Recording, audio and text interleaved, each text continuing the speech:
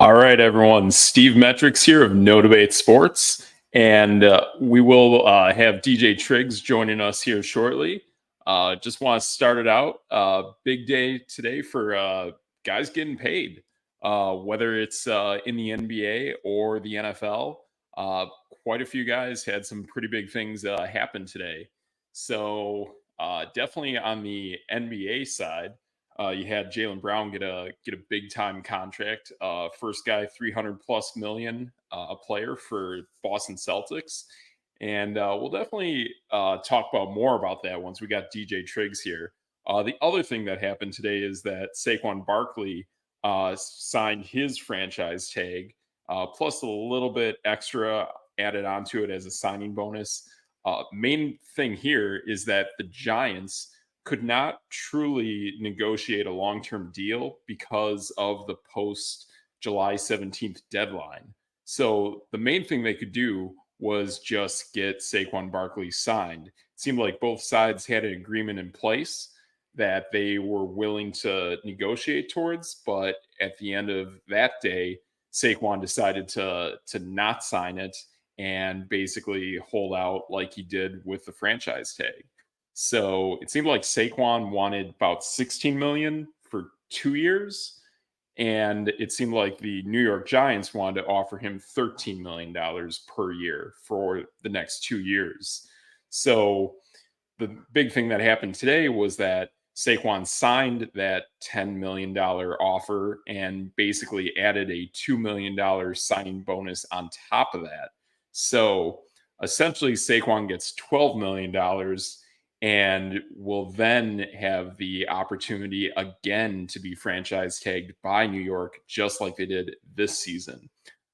There is an added on percentage because it is a back-to-back franchise tag should the New York Giants go ahead with that. But for now, essentially Saquon Barkley is playing for about $12 million. So about $1 million less than what the Giants were willing to offer him, but it could be a little bit more come next season. I think all in all, it just ends up being the average of what the Giants were willing to negotiate. So that's where it was with Saquon. The other big thing that happened within about the last hour was that the LA Chargers signed on to Justin Herbert for a big time 5-year, 250 plus million dollar contract that averages about 50-ish million a year. So to me, it's very impressive. In the fantasy scope of things and how that realm looks at it, it's definitely good for Justin Herbert, and it's good to see that foundation set in place that they want him as his quarterback moving forward. But let's give it a year. When it comes to your draft, maybe, to be honest, it's more of like it's almost like if you have him, you're definitely going to invest in another quarterback shortly after that time frame. Maybe even in a best ball situation. That's really kind of how you want to straddle Justin Herbert in your fantasy football lineup. But going all in on Herbert as a number one quarterback with a new offensive coordinator in a offense that you're probably going to lose Mike Williams and Keenan Allen at some point during your season. Quentin Johnson looks awesome. You're going to have him around for a good long while, but there's a lot of moving pieces. Even the piece that Justin Herbert had last season in DeAndre Carter back when Williams and Keenan Allen were going down, it was DeAndre Carter and Josh Palmer for a hot minute. And it seemed like he had more chemistry with the speed of DeAndre Carter, but DeAndre Carter's not even there anymore. Carter went to the Raiders. So now you're taking away another piece that Herbert was pretty comfortable with. You're still going to have the explosiveness of Gerald Everett and Austin Eckler. Both those guys are incredibly awesome. So you have that familiarity there.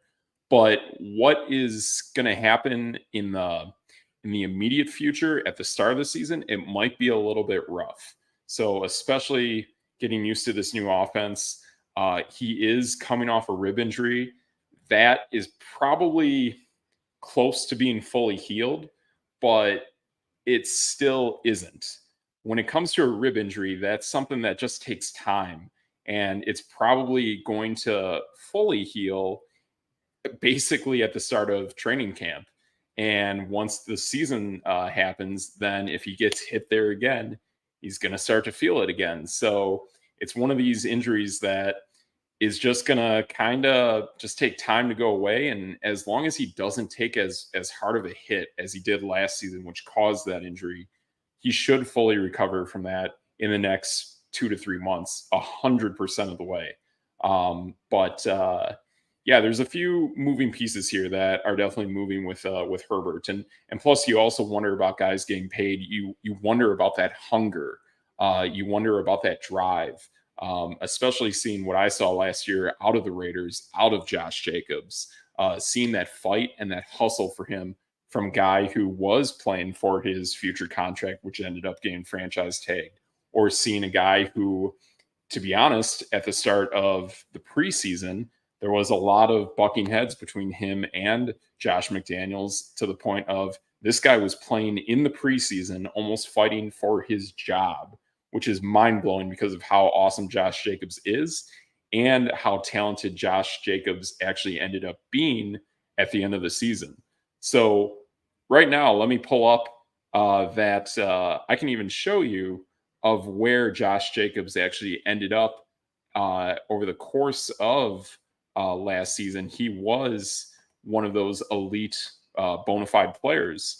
So if we look here and we're looking at these top running backs, and this is all of our bona fide values, our bona fide numbers, hashtag Bono, and all these guys we're looking at, boom, we go to these running backs, and right there, you see Josh Jacobs is way at the top, even ahead of Christian McCaffrey, and even a good sizable distance ahead of Austin Eckler and Derrick Henry. So that's some of that cool stuff that we're working on showing you guys that we're going to be doing more of in the future when it comes to analytics. So that's some pretty cool stuff we got going there.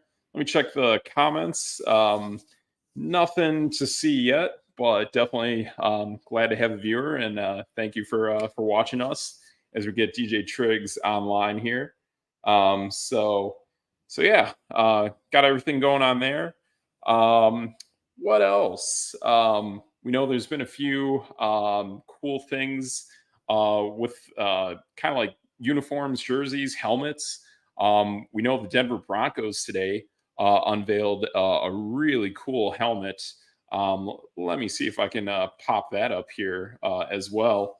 But it's a throwback to the retro helmet that is with their old logo, and it's kind of a new take on it. So instead of the navy blue, they went with a new color scheme on that helmet. So let me see what we can do here. And here we go. We're going to pull that up. So what do we got? So let's take you to what I'm seeing here. And it is, you know what? We're going to wait on this because I want to see Triggs's reaction to it. So, booyah. There he is. There's your guy, DJ Triggs. Man, technical difficulties did not let me get in. I don't know what's going on. I got to get internet checked. Hey, it's okay, because when we look at the technical difficulty scoreboard, I'm still ahead of you on that as of last week. I think I still have you beat 2-1. So that's okay. You go one more, then we're even. We're putting par, and we'll see what happens after that. So hey, we got you here. That's what matters, and we're up and we're running. Sweet, exciting. Mm-hmm. Exactly. Yeah, and I was kind of going over some big exciting stuff. Pretty much today was payday. It seemed like in the NBA and the NFL. Yeah. Like we pretty much saw $500 million worth of contracts issued today, and then Saquon Barkley just decided to sign for $10 million. Yeah, I mean, I don't know the Saquon Barkley thing.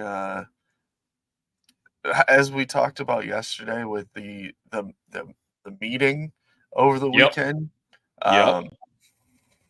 is just how do I put this without like being a jerk? Uh, did he like just slap the rest of the running backs in the face with his like? Yes. Oh That's man, exactly how I feel. like he could have like even if he had held out maybe like a week or two, like just to be like, all right, hey, I don't want to sign this right away just so I don't seem like a jerk. But like the literally like the day after the meetings, like what or the 2 days. Right. Yeah, and like the thing is too, I mean, if you're one of these guys like Saquon Barkley or Josh Jacobs, and you have millions upon millions of dollars, I don't know about Jacobs. I don't think he was taken in the first round, way back when he was drafted. But a guy like Saquon Barkley, like that was like the third overall pick of the draft. So we know Saquon Barkley has like big time money. Like he's probably earned close to 30-ish million in his rookie career. So if you have that money, you can afford the holdout for sure. I mean, you have the leverage. And it's not like, to me, I think going back to Le'Veon Bell, that was a guy where I feel like back then those the CBA and those rookie contracts weren't as well built as they were today. So he kind of had to play, and he thought he could force his arm or force his hand and get that compensation, but he didn't, and then he played terribly. And they're like, "Yep, you're out of here." But a guy like Saquon had more leverage than he let on, and I'm just kind of disappointed to see him get cold feet. Yeah, and I'm not saying he has to like he had to hold out and like battle it out like Le'Veon Bell or anything, but like the meetings just happened. He They could have did, been like it could have been a week. Like he could have waited a week. Like next weekend, like, oh hey, I was really fighting for that money, but yeah, they gave me this deal and I was okay with it. But instead it was just like, yeah, F whatever happened over the weekend. I just want my money now.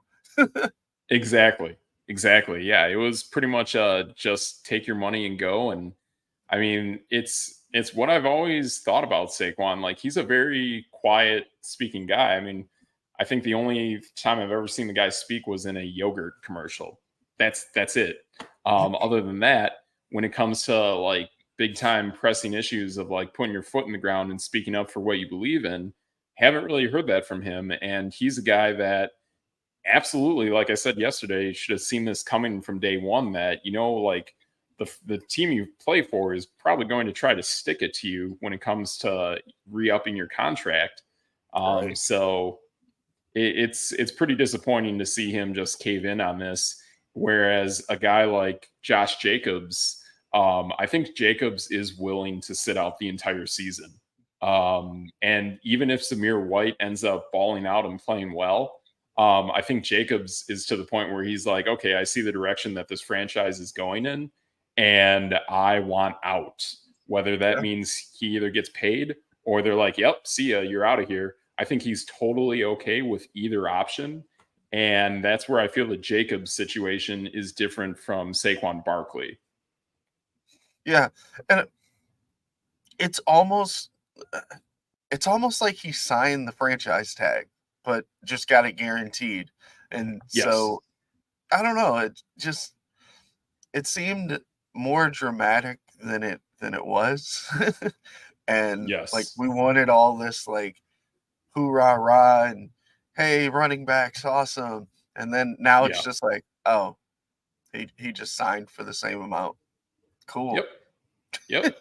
Yeah, exactly. Like he fully is agreeing to the baseline of what the market has been established for running backs, and essentially there's no pushback.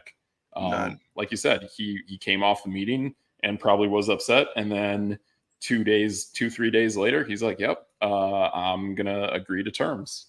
Yeah. So yeah, and I Man. mean, like, yeah, you like I understand you can't have a negotiated like long-term deal since that deadline passed.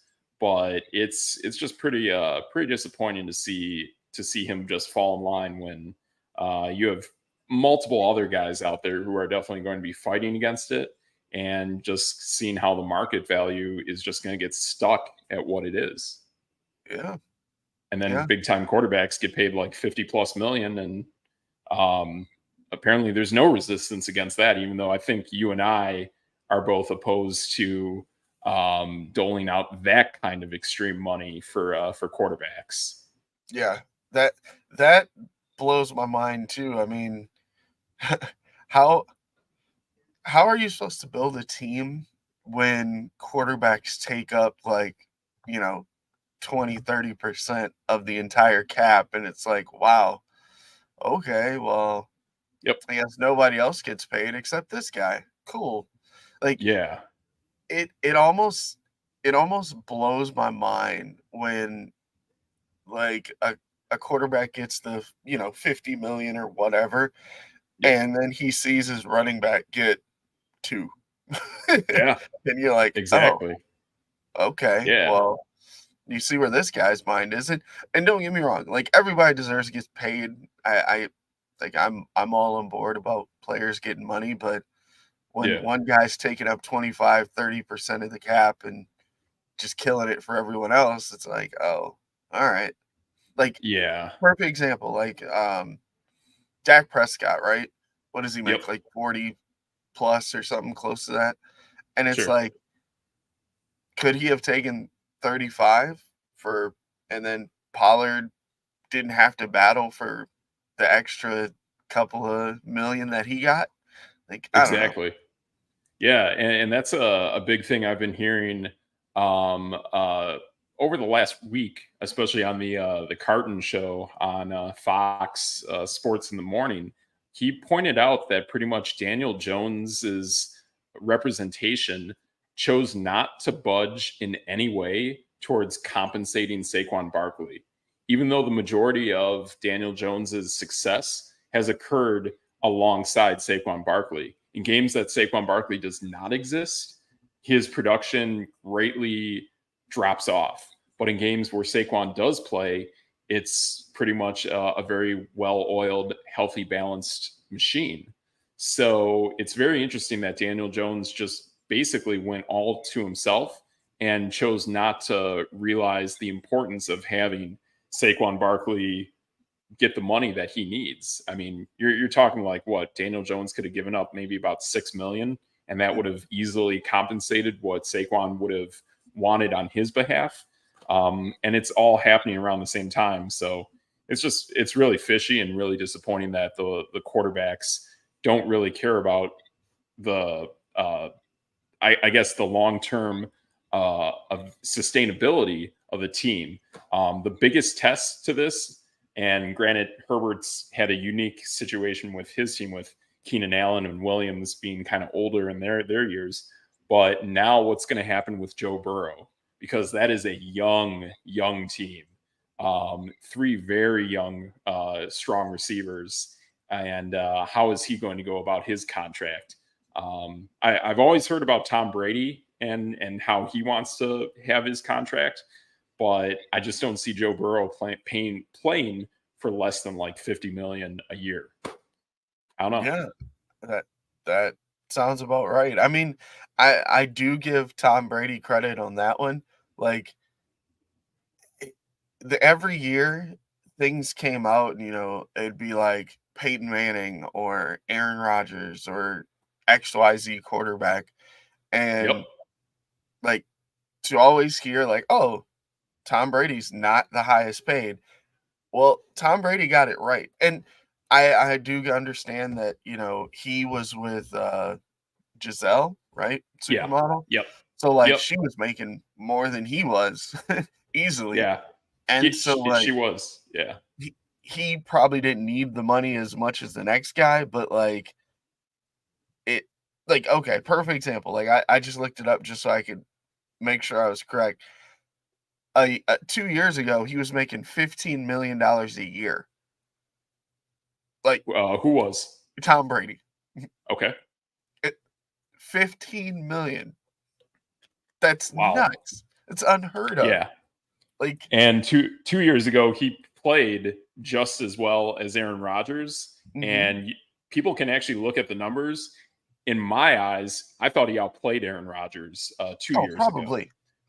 Yeah. And now, So, like, Aaron Rodgers is another one though. Like, he wasn't always the highest paid guy. And sure. like the fact that by the end of his battle with the Packers, he finally was like, all right, I want to be the highest paid guy. All right. Yeah. I'm like, okay, I'm fine with that. Like, you did just win 2 MVPs in a row. Like, Yeah. go ahead. Go ahead. Like, it's the Yeah. end of your It's, days. Whatever. yeah. And they already have your heir apparent in place, and he's been on the Yep. team for X amount of years. So that day was coming. It absolutely was clear as day to all parties involved. Um, but I thought it was interesting. I saw a list of the highest paid quarterbacks in the NFL right now. Oh no. And that list, oh, yeah, it's interesting. So now it is Justin Herbert, Lamar Jackson, uh, Jalen Hurts. Then it is Aaron Rodgers, Russell Wilson, and it might be Patrick Mahomes, but he might not even be as high on that list. But looking at that list, I mean, I almost question like, could the majority or at least half of those guys potentially end up being busts? Like Aaron Rodgers, I just don't think he's going to make it. I don't think he's going to make it 3 years. Russell Wilson is going to be the highest paid backup quarterback like 2 seasons from now, and they still can't get rid of him for the next 2 years after that. Yep. So that's pretty wild. Justin Herbert, like, boy, for as good as he was, man, he took a serious step back. I mean, yeah, he had busted ribs, but I don't know. And we don't know what this offense is truly going to look like with Kellen Moore. And again, you have pieces that are going down, whether it's Keenan Allen or Mike Williams. And then is Josh Palmer going to step in? Are you going to reestablish that chemistry? The other guy that he worked really well with out of the slot last season was DeAndre Carter. DeAndre Carter is not even on the Chargers anymore. He's with my Raiders. So you have a lot of moving pieces with the Chargers, and I think Justin Herbert too. He's played with a ton of different offenses. I think this is like even going back to Oregon, like his like fifth new offense in like the last 5 years. There's a lot of moving pieces. I mean, to me, the only one that I feel most confident about on that list, and definitely not Lamar Jackson either, is probably just Jalen Hurts, because Hurts has that foundation between what happened with Shane Steichen and now pretty much all in on Nick Sirianni. So to me, those highest paid quarterbacks, I think there's a real disadvantage for the teams and even for the quarterbacks of those teams right now. Granted, the money's nice, but I just don't see them really winning championships from that. Right, and that's always been the secret, like, cheat code, was to try and maximize your team when your quarterback's on his rookie deal. And like when you're Yep. looking at a lot of these teams, I was just counting 1, 2, 3, 4, 5, 6, 7, 8, 9, 10, 11. 11 quarterbacks make $40 million. That's Wow. that's insane. That's Yeah. insane. There's not 11 good quarterbacks in the NFL. Like, if we're like poking the bear, I guess. Like, it, it's Exactly. it's nuts. And when stuff like that happens, it's like to use Aaron Rodgers again, right? Yeah. In his defense, the Packers didn't go and sign, you know, a top-notch running back. They kind of got Aaron Jones on a team-friendly deal, and then they even made him take another pay cut this past season, or this season coming up. And then, they didn't go out and sign a super wide receiver. They got him 2 Yeah. rookies. And then, Right. or at the time, rookies with Dobbs and Watson. And then, Yep. they didn't go and sign another offensive lineman. They brought in like Billy Turner on basically nothing. Like they didn't go and Right. sign some super defensive players. They basically Yep. just kept their own guys and a bunch of bargain guys. So like in his defense, I'd be like, you know what? Aaron Rodgers just went and got his money. Cool. Yeah. That's fine. But like when you're looking at like a Joe Burrow, right? If he takes so much money, there's no way he can bring back those three receivers and Joe Mixon on another deal. Like and sure up that offensive line that's already had troubles. Then like his Super Bowl window will close fast. It will. Yeah, it absolutely is going to go by pretty quick. Um, yeah, actually, the other quarterback who was on that list that I noticed, Kyler Murray. So you have a guy who's coming off a severe leg injury, had high questionable leadership standards and understanding the offense, and even his number one guy who knew the offense, they fired. So it's like and then after him is Deshaun Watson. And then you finally get stability between Mahomes and Josh Allen, who look like true discounts compared to everyone else. But when we're talking two of the three best quarterbacks in the NFL, it is Patrick Mahomes and Josh Allen. And they are now falling to the back end of the top 10 on that list. So it's pretty bizarre how that is going with the pay structure and how these teams are truly going to struggle. Even like what I like in the Philadelphia Eagles, I mean, they still don't really have a true number one slot receiver. Granted, it says Quez Watkins, but that's a go route guy. That's a DeAndre Carter. That's a guy who just goes like a what's his name, Deshaun Jackson. It's a Deshaun Jackson kind of guy. So like when you're really caring about filling those slots, I mean, they get back Dallas Goddard, but you really need the guys at every single position. And going off of what you said about these quarterbacks taking up 20% of your cap space, well, if the cap is about 250-ish million, quarterback eats up 50 of it, you're left with 200. You got about 50 other guys you got to pay. Now you're looking at about 4 million a piece. Anyone who goes over that, you're really going to start cutting hairs with guys. Yeah. And yeah, I think it's really hard to figure out where these guys are going to end up. And I mean, even seeing today with Jimmy Graham signing with the Saints, and I look at their roster, there's just no way Jimmy Graham is going to make their roster. To me, this is more of him signing for like a retirement kind of thing. But they have Taysom Hill, Jawan Johnson, Foster Moreau. Those guys come first and they get paid first. And they've already probably been paid and have their contracts in place by the New Orleans Saints. So it's pretty interesting how this money goes around, and you really got to make sure you have plenty of money for the rest of your team. Yeah. I mean, even at the same rate, like the one thing that bugs me is I know the cap goes up every year. The It NFL does. makes buttloads of money. But like Yes. when a quarterback, the next quarterback in line gets like his contract, it's always bigger than the guy before him.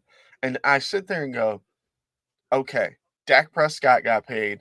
For some reason he was highest paid in the NFL. And it's like, okay, what has Dak Prescott done? What made it so that, Squat. oh yeah, the cap went up? Well, that just means he gets more money. Like, no, it shouldn't happen that way. Daniel Jones. Oh, what has he done? Oh, well, the cap went up, so he gets more money. Like, it shouldn't be that way. Like, I No. respect a lot of the guys like your Kirk Cousins, Geno Smith, who else is on that list? Um, even like a Ryan Tannehill or a Yeah. Derek Carr. Like, Yep. yeah, they're getting buttloads of money too, don't get me wrong. But like Yeah. they're not killing their cap.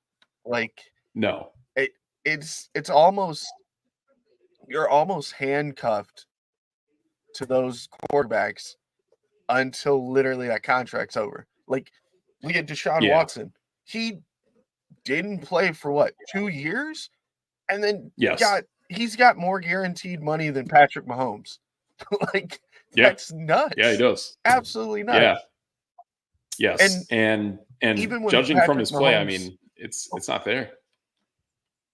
yeah, even when Yeah. Patrick Mahomes signed his deal and everyone's like, "Oh, he's making $500 million." And it's like, you look at the list and you're like, "Oh, Jackson, Hurts, Rodgers, Wilson, Kyler Murray, Deshaun Watson.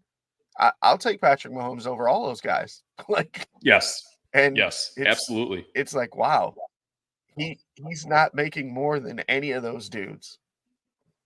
No. Sounds weird to me. Yeah. Yeah. Yeah, it does. And between and like looking at that list, I mean, Allen and Mahomes are like ninth and 10th on that list. And then Yeah, Jalen Hurts is basically up there at 3. I mean, to me, those are the 3 best quarterbacks in the NFL. And there is a monstrous gap in between Hurts and Mahomes and Allen. It's pretty bizarre. I mean, I believe Josh Allen is coming up again for his next contract pretty soon. But still, it's pretty bizarre that these guys who are very questionable, including Daniel Jones, to me, I think we're going to see that Brian Dable is almost like a second Andy Reid, where he's going to probably make it happen with any quarterback. Granted, Josh Allen is awesome, and I've always thought that since I saw him at Wyoming. But Brian Dable really brought Josh Allen to a new level of play, and he's doing that with Daniel Jones. Who knows what his quarterbacks of the future are going to be? But I guarantee in today's day and age, with running quarterbacks, mobility, arm strength, I guarantee he's going to find a better quarterback in the future, better than Daniel Jones. And in that case, that guy who first comes out is going to be better than Daniel Jones and is going to get paid severely less than Daniel Jones. yeah, and they're stuck with Daniel Jones for 4 years. So, like, Yeah. it Hey, it's so crazy. it's Like, still I'm looking better. at the average annual salary. Yeah. Yeah, I still think it's like better the than average being annual stuck with salary Russell of Wilson. Daniel Jones. Oh, that's true. That Yeah. like As good as Sean Payton Daniel is, Jones, it's not getting better. Josh Allen, right? Okay. Josh Allen, Daniel Jones, Prescott, Matthew Stafford, Derek Carr are all making basically the same amount of money. Like, Wow. that's nuts. Absolutely nuts. Yeah. Half of those guys have never even like sniffed the playoffs. Exactly. Yeah. And Derek Carr was in, or he was about to be in one playoff game before he broke his leg. So I still don't think Derek Carr has actually been in a playoff game. So you're right; those guys just haven't been there. Wow. So yeah, yeah, it's pretty interesting. Yeah. And Like, I mean, shoot, we go and go they across they sport. get all the cap though. Yeah, yeah, it's yeah, I heard too a decade ago, and to me back then, like contracts kind of made sense. Yet this all began basically with Joe Flacco winning the Super Bowl. The moment Flacco won the Super Bowl, that's when this all really started, and this all really started to take off. Um, is that like 10 years ago, those quarterbacks were paid, the highest paid quarterback was paid about $20 million. 10 years later, it's at 50. So it's gone up 250% since 10 years ago. So, or actually Yeah. 150%. So it's pretty insane that it's gone 2.5 times what it was just a decade ago. Yet, like you pointed out with running backs, it just kind of steadily declines. So, Yeah. yeah. That's it's crazy. And then we go cross sport, we go into the NBA, and then Jaylen Brown gets 300 plus million and is the highest paid basketball player ever. Like that's pretty wild too. And I Yeah. thought about it today, and I know everyone's been saying, yeah, they got to do this now, and then you got to do Jason Tatum a year from now. But my gut keeps telling me that with these two guys together, like it's just not going to happen. I just to me like, and I was wondering like, why is it? What do I see in these guys? And to me, like, yes, there's how a lot of people designate the positions of these guys, but when I look at Jaylen Brown, like he's got that Russell Westbrook kind of style about him. He's a forward. He's a power scorer. Jason Tatum to me is just not like, yeah, he has nights where he can just go off and he's got that Kobe Bryant kind of style about him. But even him is kind of more of like a guy who really wants to push the tempo to the basket. They don't have like true shooters on that team. Like you had that what's his name, White, who was like a really good point guard for them in the playoffs. But like you really need like shooters, and I think it's a detriment to that team that basically your two highest scorers and now your going to be your highest paid players, to me, in my eyes, are more forward dominant. They're more pushing the ball instead of being like a Steph Curry, Klay Thompson kind of scoring duo.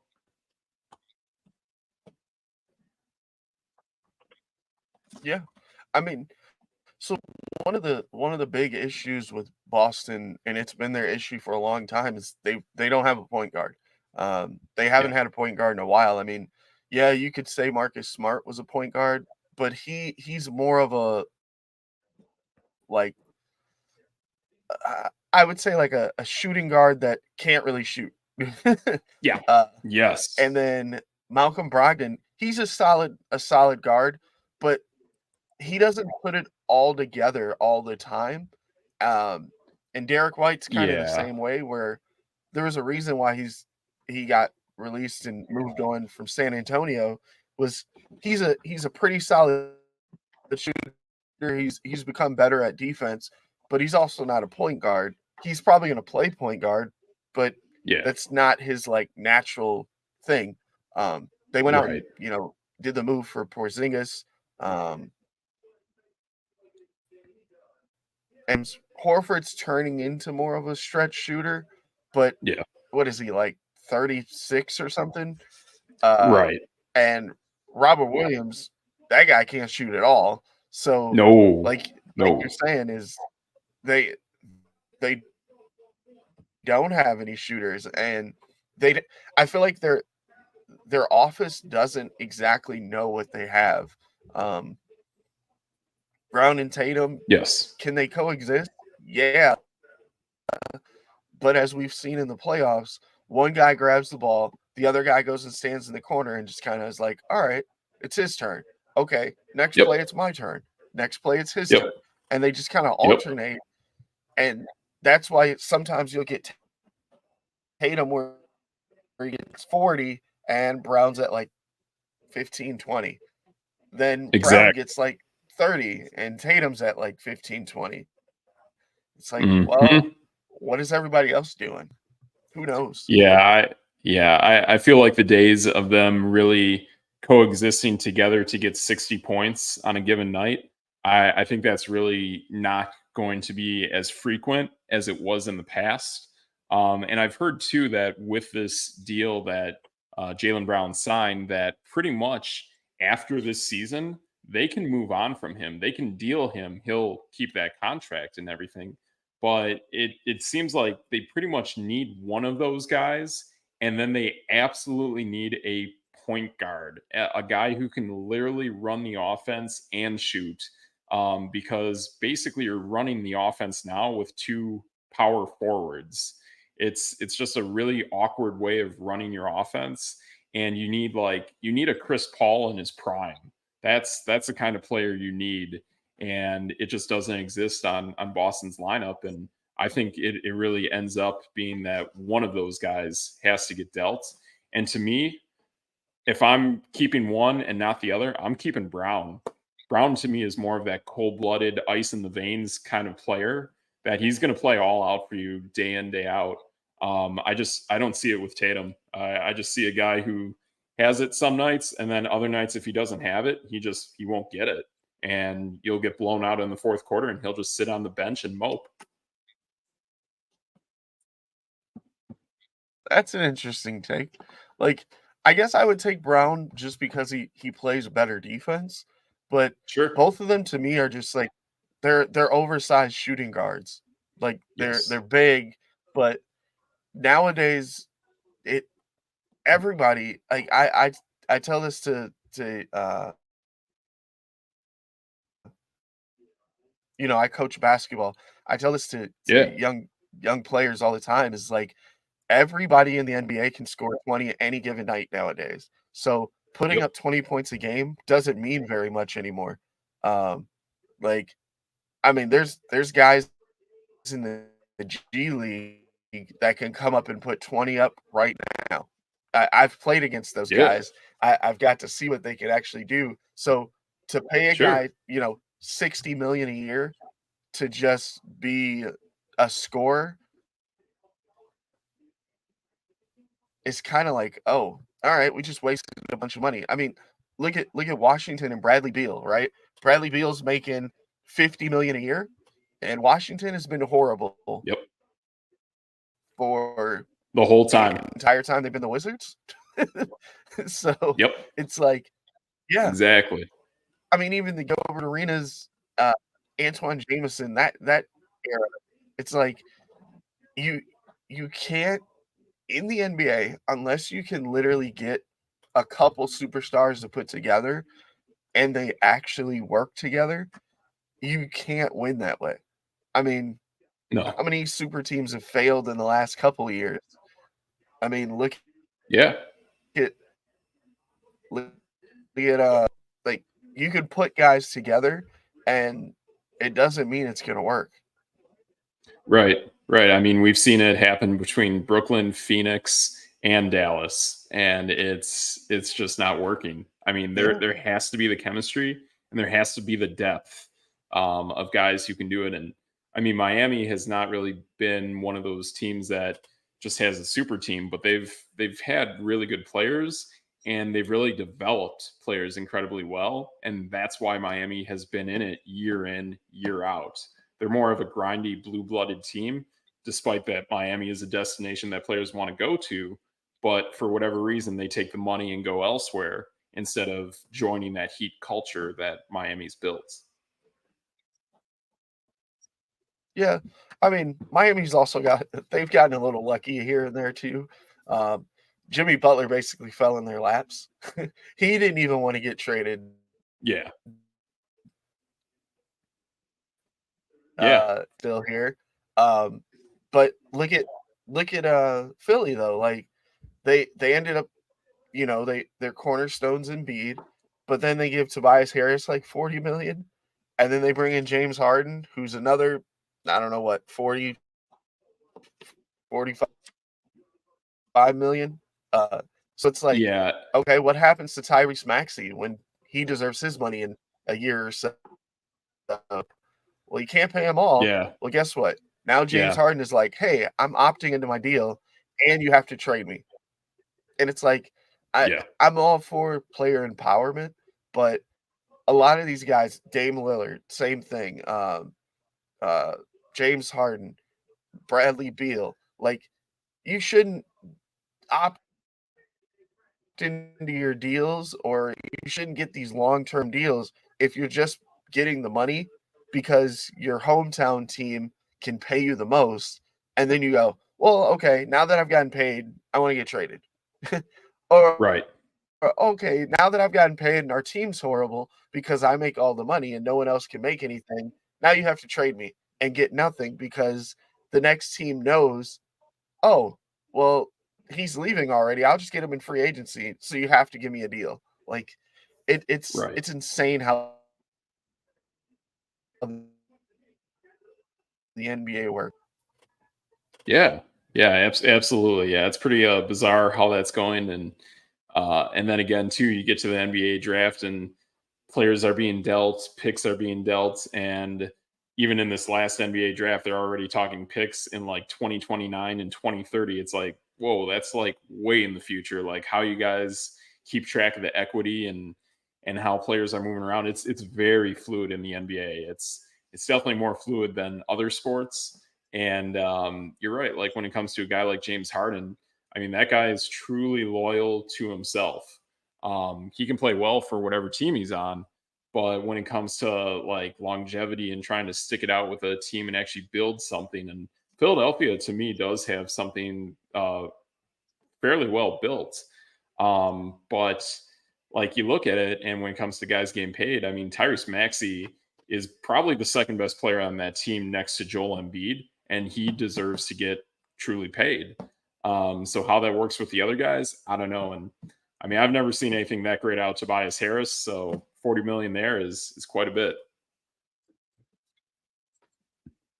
Yeah, definitely. Yeah. I mean, even when he was with the Bucks back in the day, well, there's a reason the Bucks let him go. And then I think he was with the Magic, and he bounced all around. And then the Sixers Yeah. give him a $40 million deal. Like, well, why not? We can do that. Exactly. Tobias Yeah, is I one of think those the guys best where thing I've like seen in Tobias Harris. I don't even know. Oh, go ahead. Yeah.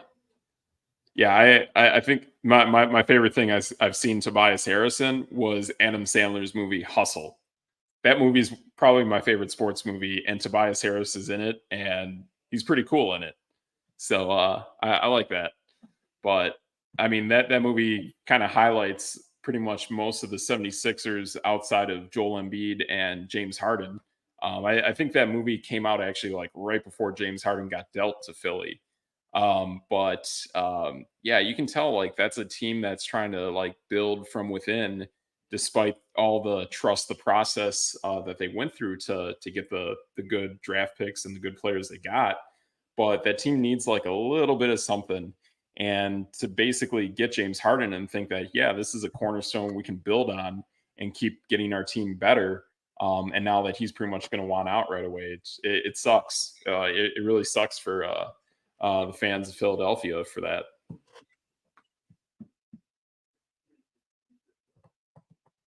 Oh, no, I have no sympathy for the Philadelphia 76ers. So, I mean, Oh they man. they gave up on Markel Fultz. They gave up on Ben Simmons. Okay. They like you Yeah. had stacks of first round picks of like top picks. The number 1 Yep. pick on top of that, and all those guys are gone. So, nope, no Yeah. sympathy for the Sixers. They had their shot. That's true. Yeah, they did, and the fact that too, like even they went in on Ben Simmons when, to me, Ben Simmons coming out of LSU was clearly underdeveloped and needed more time. And you're right. I mean, they had him, and like it basically fell apart. You're right about that.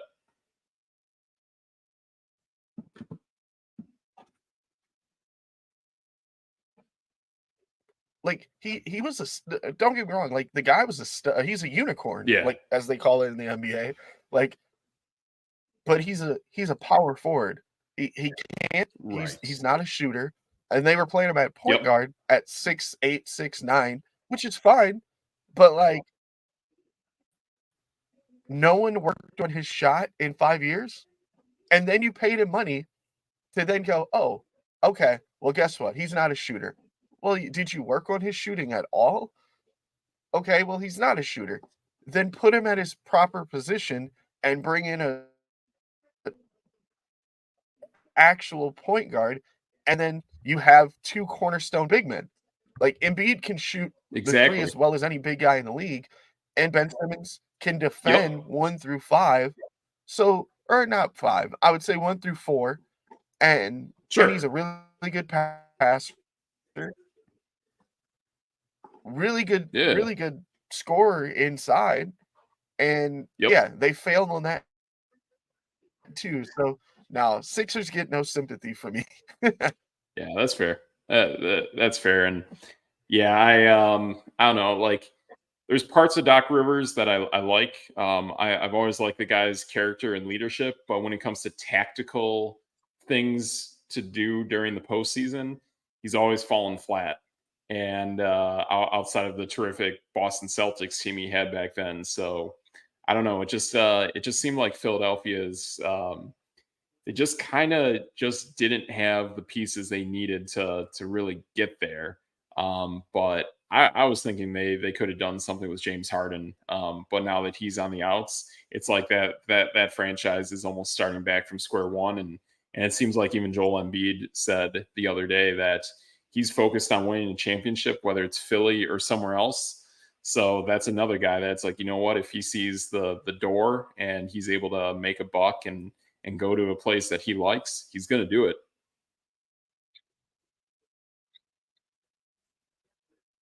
Right. With So, Embiid, and I know, it's the NBA, and I the reason why I love the NBA is because like, a guy can get traded just, like, out of the blue. Um, yes.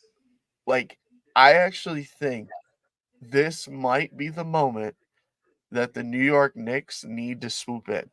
So, I think Embiid has 2 years left on his deal, if I'm not mistaken. Okay. Um, Sure. and the Knicks can literally go in. They have so much draft capital right now. They could throw anything at the, Sixers, and I'm sure if they use, like, Julius Randle's contract and probably someone else's that I could probably figure out, but, um, the and Embiid, you get to be a big star in a big market, and a team like the Knicks could probably another guy that already said he's gonna test free agency, um, Donovan Mitchell from Cleveland. Cleveland's not they're not gonna win anything. I mean, they're pretty good in their Yeah. starting 5, but Yeah.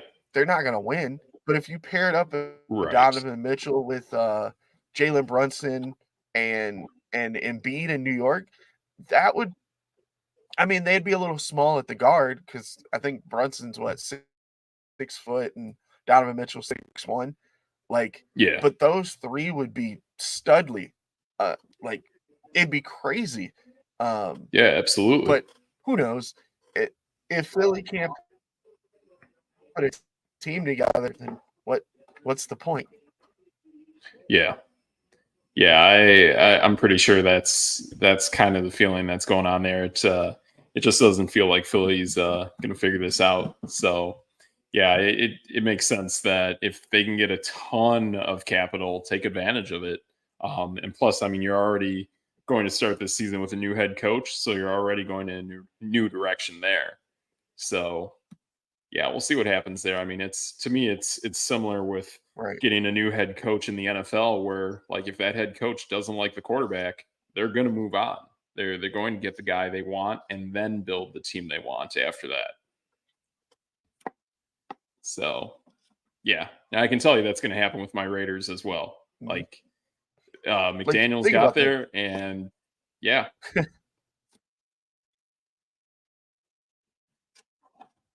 yep, with with Philly, right? So, if James Harden gets traded, they're not getting another star. He's at what, 35, 40 million, something like that. So, sure, um whoever they get in return is not gonna be a star. It's probably gonna be a package of young guys and some picks or whatever. I don't really know what his market value is right now because yeah, he's old and declining.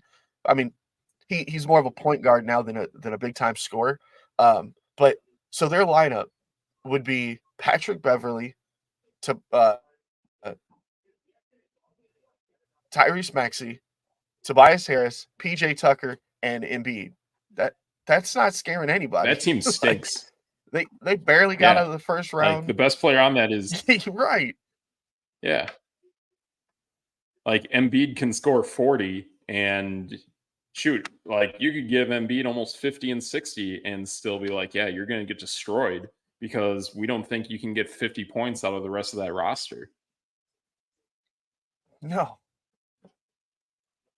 Yeah. So there's no chemistry on that 76ers starting lineup at all. anymore if James Harden's gone, like you said.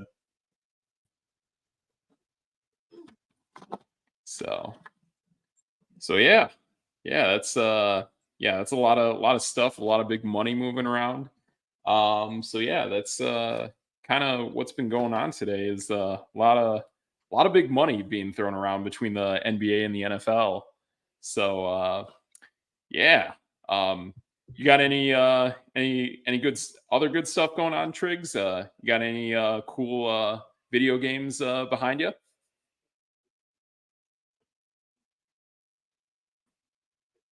Uh-oh. Uh Yeah, oh. let's see what we Let's got see on what the we got back shelf. here. I mean, you know what? Let's go old school again. Okay. Since we're talking NBA, Yes, sir. let's go. Tony Ooh, Parker. let's flip this here. Ooh, the Tony Parker. Exactly. Mm-hmm. Boom. Yep. NBA Live. Yeah.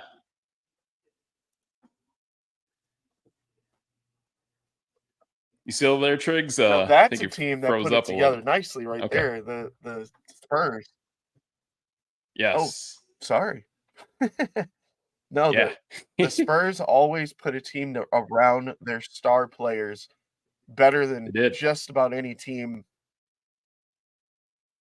Absolutely. like Yeah. ever in the last 20 that was a years. heck of a dynasty. Yep. Absolutely. Yeah, it was always it always felt like when that team showed up, they were going to play as a team and they were going to dominate as a team. And I mean, they definitely held back LeBron James as he was getting into his prime with Chris Bosh and Dwayne Wade. And yeah, it was pretty impressive to see what San Antonio did back then. So yeah, that was a heck of a team that they had, and Tony Parker was quite the player. Yeah. So I mean, yeah, you can argue that if Ray Allen didn't save LeBron with that three in the corner with the offensive yes, rebound by Bosch, they probably could yep, have killed that dynasty or that super team right away.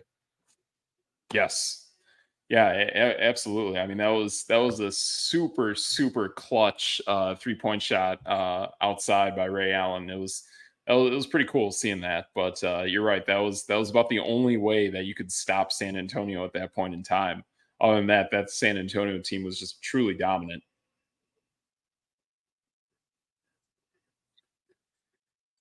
So Yeah, yeah, there's that absolutely. going on. Yeah. Um I guess something that I've been seeing and definitely want to kind of talk about a little technology stuff going on with what we do with sports and analytics and stuff. Um, Definitely noticed, and for us bringing out tweets and whatnot about what we're up to here at No Debate Sports. Even Twitter is getting like a little bit different. It's becoming X, and I mean, yeah, we like everything in dark mode here in No Debate Sports, but yeah, I don't know. Twitter's looking a little bit different these days, so we'll see what happens there.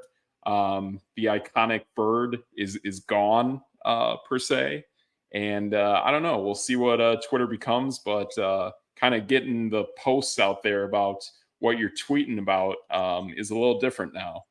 So whether it's Threads or Twitter, who knows? But somehow, some way, we're gonna always tweet you guys what's going on in the world with No Debate Sports for sure. Yep. Yeah, So that oh, and that sounds right. yeah, and my belt for today is Marvin the Martian. Uh, had to go green and had to go Awesome. Marvin the Martian because yeah, love the color scheme, and Marvin's always been my favorite Looney Tunes character. The guy doesn't say two words, but he's pretty cool. He's always up to shenanigans. Yep. I mean, So normally shooting at Daffy and Bugs, but Exactly. Exactly. Another cool thing that I saw today, speaking of colors, is I saw the Denver Broncos are going with a cool color rush uniform. They're going with their throwback logo, but instead of a navy blue helmet, it's going to be a white helmet. So I think this is going to be when they wear all whites. It's almost like a snow kind of theme, white uniform with a white helmet and that Denver Bronco that's kind of like shooting that like unicorn laser beam out of its horn kind of thing, something like that. But it's a pretty dope helmet that the Broncos have, and that's their color rush uniform. So, who's your favorite color rush uniform that you've seen over the last season or so? You know what? I'm not a big jersey like. I kind of like, I guess, the Lions, but I can't even say that out loud. Right. Yeah. Yeah. I know, like when the Lions actually wear like their black uniforms, that looks pretty dope. I don't know if they'll ever go like black uniforms with a black helmet. That could be something. But I know the Seahawks have like this cool kind of throwback to their old uniform, but still kind of keeping it fresh with like the powder blue kind of uniforms. Um, I don't know. Like for me, when it comes to the color rush, the one to me that stands out is Minnesota. When Minnesota actually goes with the purple and then the whole yellow lettering and numbering, like to me that yellow is like really accented really well on their uniforms. So I think that's kind of cool when they do that. But yeah, I don't know. It seems like that's kind of the new thing with the Denver Broncos. Even if the Jets lately they debuted their Yeah. Gotham jerseys last year, I thought that was pretty slick. Where I think they go with a black uniform. I'm not sure if it's a black helmet, but it's really sticks out. Like it really complements that green and contrast to the black really well. So that's a cool color rush uniform you got out there. But I don't know. We'll see. There's gonna be a lot of different looks, and still got the crazy Chicago Bear, Michigan Wolverine helmet that's out there. So there's a lot of stuff going on. Yeah. Hey, I noticed we're getting close to wrap up Yep. time. Um, Yep. so just really quick, it's not our Yep. normal sport, but I thought we should give a a, a tip of the cap. Um, Okay. Patrice Bergeron, longtime Boston Bruins center forward, 19 seasons with Boston, Okay. retired. Wow. That's a hockey player. There we go. There we go. Yep. Throwing a little puck action That that's into that's the legendary arena. status. It is. It is. Yeah. Yeah. Always like the longevity of these hockey players is No, always no, I mean, if impressive. he Seeing how long these guys go for. I mean, I feel like Yarme yeah, and Yager and if it was played for just pretty much anybody, my like, entire if, lifetime. some guy just like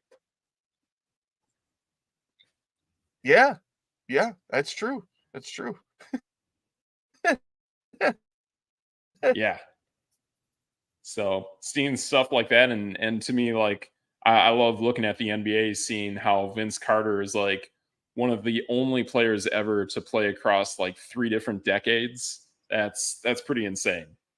Or is it 4 decades, or I don't know, but it's Yeah, like the yeah, longevity that Vince Carter played from going from pretty much a slam dunk champion to a really good shooter towards the later end of his career is incredibly impressive. So yeah, yeah, so we got that. that's that's a cool story. That's actually a cool story. I've heard him talk about it. Yeah, yeah, good stuff. Good stuff. So cool. Well, I think that's all we got for today. So looking at doing some more next week, and we'll definitely have more stuff. And we got more YouTube stuff coming on later this week. So you'll get all that the rest of the week. So yeah, I'm Steve Metrics. That's DJ Triggs, right? Yep. Boom. That's your boy. That's your boy, DJ Triggs. Yes, sir. And together we're No Debate Sports. So that's No Debate. We'll see you next time.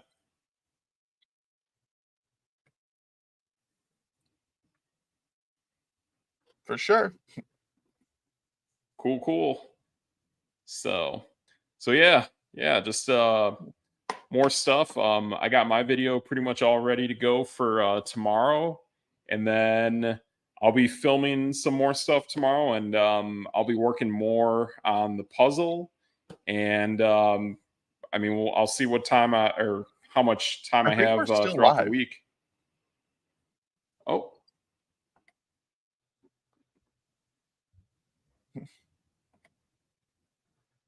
There we go.